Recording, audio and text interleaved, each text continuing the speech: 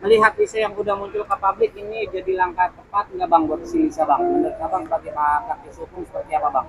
Ya, memang gini, dalam konteks Lisa, ya, ini kan Lisa ini tidak memiliki eh, apa eh, apa namanya tuh aturan formil dalam konteks hubungan warga negara, ya. Bahasa sederhananya, Lisa ini tidak memiliki hubungan perkawinan, ya, dengan RK, ya. Baik secara agama, ya, kita menganut norma agama dan budaya adat itu diakomodir dalam undang-undang kita, tapi juga dia tidak juga, ya, melakukan proses perkawinan secara negara, ya. Tapi kan ini terjadi begitu saja, ya.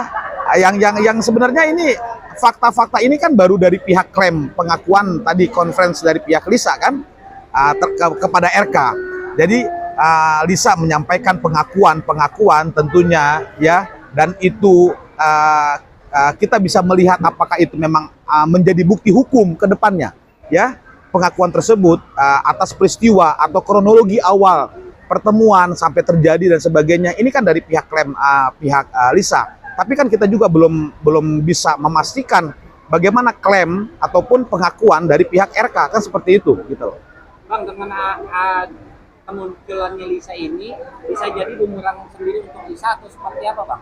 Ya, tadi sebelumnya pun saya sudah menyampaikan secara analisis, ya, sementara ini tidak menguntungkan dari pihak Lisa kalau dari pandangan saya, ya. Ini tidak sangat menguntungkan posisi Lisa, legal standingnya, karena begini mas, negara itu tidak mengakui atau negara itu tidak mengatur ruang privat warga negara, ya. Tidak mengatur tata cara pergaulan, tidak mengatur tata cara bicara, ya. Itu tidak mengatur dia mau ketemu siapa, dia mau berbuat apa, itu negara tidak mengatur dalam konteks asas legalitasnya, ya. Itu dikembalikan kepada pribadi-pribadi, ya. Maka perbuatan Lisa ini dari analisis saya adalah perbuatan pribadi-pribadi tadi yang negara tidak mengatur, gitu loh. Ini yang harus saya coba tekankan lagi berkali-kali. Ini yang akhirnya saya memberikan pemahaman, ya, analisis sementara ini tidak menguntungkan posisi Lisa dalam konteks perkara ini, gitu loh, seperti itu. Kalau kemunculannya Lisa sendiri ini untuk RK sendiri seperti apa bang? Abang menanggapinya dengan apakah dia bisa terpojok atau seperti apa bang? Ya, tentunya gini, kami melihat kepada kami sendiri, ya, mengenai perkara-perkara yang sebenarnya sama. Ya, perkara-perkara seperti ini banyak yang kami tangani, gitu ya mas, ya. Nah, kebetulan karena RK ini adalah tokoh nasional, dia adalah pejabat dulu adalah mantan gubernur, wali kota. Tentunya kan ini menjadi media daring, ya, ini menjadi pemberitaan nasional, menjadi isu dan viral. Nah, justru sebenarnya atas peristiwa seperti ini yang paling sangat dirugikan adalah pihak keluarganya RK, ya, karena kan RK statusnya adalah kawin, ya, dia memiliki istri dan anak, gitu loh, dan itu resmi secara negara. Ini yang saya selalu sampaikan, posisi RK ini yang justru lebih dirugikan, ya, atas pemberitaan media, gitu loh, atas peristiwa yang disampaikan oleh Lisa ke media, gitu loh, seperti itu. Dengan kemunculannya Lisa ini bang, abang sebagai praktisi hukum, pendapat abang harusnya RK itu seperti apa bang? Apakah dia juga memberikan keterangan sampai sekarang ini kan juga RK belum memberikan keterangan itu bang? Iya, memang ternyata kan RK diwakili oleh penasihat hukum, ya. Sudah ada penasihat hukumnya. Tentunya kan tugas penasihat hukum atau lawyer, advokat, pengacara dari pihak RK itu yang akan merumuskan dalil dan dalih bagaimana mendampingi dan membela RK, posisi tawarnya seperti apa. Ini kan sudah publish mas. Ini tentunya sangat mempengaruhi kehidupan rumah tangga dari saudara RK. Ini kan belum tentu juga benar. Karena ini kan hanya pengakuan sepihak. Kalau memang diuji tes DNA, itu oke. Hasilnya misalkan betul identik dengan anaknya RK, oke.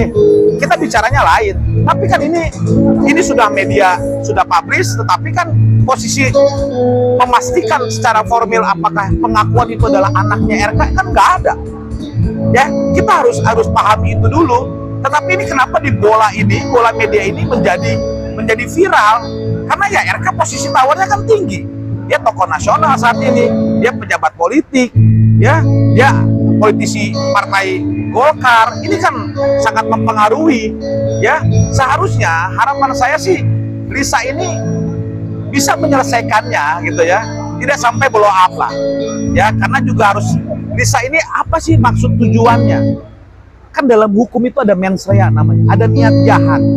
Apakah Lisa ini ada niat lain? Atau memang lihat semata-mata untuk anaknya? Ini oke. Semua manusia, masyarakat kita di Indonesia, ini banyak terjadi, Mas. Bahkan kami banyak menangani ini. Tapi tujuan maksudnya apa? Apakah untuk baik, menghidupi anaknya meskipun tidak menikahi gitu loh? Ya, oke, tanggung jawabnya yang kita pegang. Tapi kalau tidak, ini kan sudah terblow up, yang belum tentu apa yang dirasakan dan didapatkan di kemudian hari untuk Lisa tadi itu tidak menguntungkan pihak Lisa, gitu loh. Apa sebagai praktisi sendiri menanggapi dengan kemunculannya Lisa sendiri ini, bertujuannya untuk apa Bang ini Lisa ini Bang? Apakah ada tujuan untuk memeras atau seperti apa Bang? Ya makanya ini tadi saya sampaikan, apa sih tujuan maksudnya Lisa? Apakah memang nilai komersil? Apakah sejumlah uang? Atau sejumlah prestasi? Atau berupa fasilitas? Atau hanya untuk menjatuhkan seseorang? Ini kan kita juga harus melihat secara utuh, Mas. Ini akan kejawab bila mana proses hukum dilalui. RK melakukan proses hukum dan atau itu Ibu Atalia selaku istri resminya RK itu melakukan laporan pidana dan atau gugatan perdata. Maka proses ini bisa dipastikan akan sampai mana kepastian hukum dari peristiwa antara Lisa dan RK ini. Ini juga harus dilakukan gitu loh, agar kita juga terang peristiwa seperti ini gitu. Bang, terkait masalah tes DNA Bang, Lisa sendiri masih melakukan tes DNA itu sendiri Bang, karena terlalu berbelit-belit untuk masalah prosedur Bang, gitu Bang. Seperti apa Bang? Apakah emang tes DNA itu terlalu berbelit dan dia juga mengatakan bahwa takut ada perubahan dalam tes DNA itu Bang? Ya, tadi saya sampaikan juga sebelumnya, kalau memang pihak PH-nya RK kan menyampaikan, kami beri dua opsi, bila mana sepakat di luar proses hukum, silakan tes DNA. RK siap untuk hadir, kan begitu. Disepakati di mana? Saya punya keyakinan RK akan membiayai semua, kan gitu. Kemudian opsi kedua, kata PH-nya RK, itu akan melakukan tes DNA bila mana proses hukum dilakukan, baik perdata dan atau pidana, kan begitu. Pertanyaan kita yang logika, Mas, perempuan, ya, itu pasti mengetahui siapa yang membuahinya. Ini mohon maaf, ini ada memang konteks dewasa. Tapi logika masyarakat yang sudah dewasa, dia sadar dan atau tidak sadar, dia memahami dan dia tahu siapa yang membuahinya. Kalau yang membuahinya adalah si A, ya, secara umum dan khusus pun, dan akhirnya terjadi siklus haid yang akhirnya dia hamil, dia tahu siapa yang membuahinya dia. Kalau memang dia sudah memahami itu dan meyakini itu, kenapa ada keraguan untuk tes DNA? Kok ini jadi ragu soal DNA? Mohon maaf nih Mas, saya punya klien, misalkan Lisa yakin, Lisa 1000% meyakini bahwasannya yang membuahi dia adalah A misalkan. Oke? Dan dia tidak ada laki-laki lain, mohon maaf ya. Dan dia tidak status kawin loh, ya. Posisi anggaplah sama. Kalau dia yakin Mas, kan dia yang tahu bagaimana dia dibuahi. Paham ya maksud kami ya? Kemudian kenapa dia ragu ketika dia ternyata hamil? Kan dia yakin yang membuahi dia hanya si A. Ketika hamil, ketika melahirkan, ya secara pribadi dia yakin itu anaknya si A. Tinggal dibuktikan secara hukum, kan begitu. Kalau statementnya akhirnya yang kita dengar di publik tadi, ternyata Lisa meragukan dan atau apa, ini kan juga tanda tanya.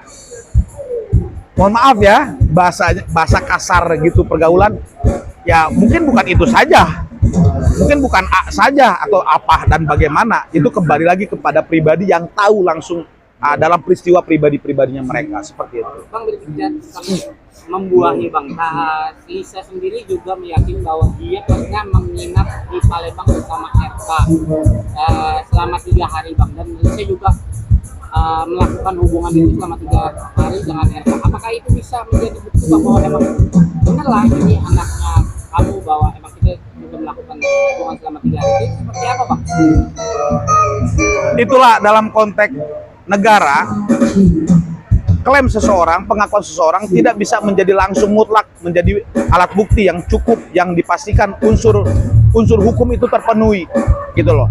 Pengakuan Lisa ini harus didukung dengan bukti-bukti lain. Saksi-saksi apakah ada? Lalu bukti-bukti CCTV selama di hotel itu, apakah memang betul adanya kronologi, ya, titik-titik di mana ada RK di sana sama Lisa, itu kan kita harus lanjutkan lagi seperti apa ke depannya. Kemudian mereka di sana, apa yang mereka lakukan? Itu kan klaimnya Lisa, dia A, B, C, D. Tapi kan RK tidak melakukan pengakuan itu karena mungkin tidak ada bukti lain. Ya, kita bicara hukum formil ya, beda dan hukum agama. Dia sumpah di atas kitab suci, kalau dia berbohong dia kena hukuman Tuhan. Tapi kan ini dalam tidak membahas konteks itu, kita membahas konteks hukum negara. Bagaimana menyelesaikan peristiwa seperti ini yang banyak di masyarakat kita. Tentunya yang paling dirugikan itu adalah istri. Yang paling banyak dirugikan adalah istri sah dari RK atas peristiwa ini. Kita kan nggak tahu, Mas, di ruang gelap itu kita nggak tahu siapa dan apa dan sedang apa manusia itu melakukan sesuatu apapun. Kan ini kita nggak bisa menjawab itu, ya. Maka bagi saya, bila mana memang pengakuan Lisa ini bisa juga dilanjut dengan pembuktian hukum, ya silakan proses hukum, gugat RK, ya. Memang yakin adalah ini bukan anaknya, lalu meminta di materi gugatan itu untuk melakukan tes DNA, kemudian meminta kerugian material dan atau imaterial atas apa? Bahwasannya si penggugat dan hal ini Lisa misalkan meyakini ini adalah anaknya RK. Ya tadi saya di awal, kalau perempuan yakin yang membuahinya adalah si A, maka dia yakin, Mas, itu anaknya, gitu loh. Tapi misalkan si A ini, si B ini, perempuan ini tidak yakin, karena mohon maaf sekali lagi ya, ini secara publik dia melakukan pembuahan itu dengan beberapa laki-laki yang kita nggak tahu, Mas, ya, dan ternyata Tuhan menjadikan gitu di antara laki-laki ini gitu. Ini kan kita juga nggak tahu. Yang akhirnya mungkin mananya yang paling kena gitu di antara laki-laki ini kepada si perempuan itu. Ini anggapan saya, andai katanya seperti itu. Tapi kalau dia yakin, Mas, maka dia harus terus fight. Dia harus berjuang. Dia harus menjaga hak-hak hukum anaknya. Kalau memang dia yakin dibuahi oleh RK, kan begitu bahasanya. Tapi kalau memang tidak yakin, kenapa proses ini akhirnya menjadi publish gitu loh? Seharusnya kan bisa diselesaikan di meja gitu loh, ya, yang akhirnya semua pihak bisa baik gitu loh, kehormatan masing-masing pihak bisa terjaga. Itu poin dari saya.